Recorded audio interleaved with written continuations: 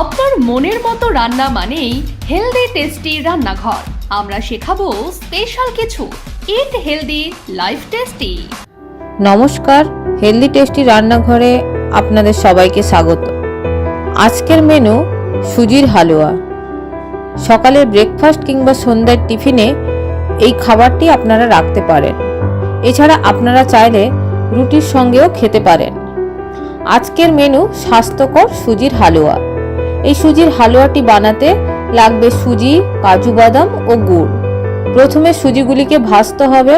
সুজির কালার যখন চেঞ্জ হয়ে যাবে তার মধ্যে পরিমাণ মতো জল দিতে হবে। খানিকক্ষণ বাদে কাজু বাদামগুলোকে ছোট ছোট টুকরো করে দিয়ে খানিকক্ষণ নাড়ানাড়ি করে স্বাদ মতো গুড়, যতটা পরিমাণ মিষ্টি খাবেন ততটা গুড় দিয়ে খানিকক্ষণ নেড়ে চেড়ে যখন দেখবেন সুজিটা কড়াইয়ের মধ্যে লেগে যাচ্ছে বা শক্ত হয়ে যাচ্ছে, নাড়তে অসুবিধে হচ্ছে, তখন সেটিকে নামিয়ে ঠান্ডা করে পরিবেশন করতে পারেন। এই হালুয়াটিতে চিনির পরিবর্তে গুড় ব্যবহার করায় এটি খুবই স্বাস্থ্যকর। বর্তমান সময়ে চিনি খুবই শরীরের জন্য ক্ষতিকারক। ডক্টররা পরামর্শ দিয়ে থাকেন খাবার থেকে চিনি বাদ দেওয়ার জন্য। তাই এই সুজির হালুয়াটি আমি গুড় দিয়ে তৈরি করেছি।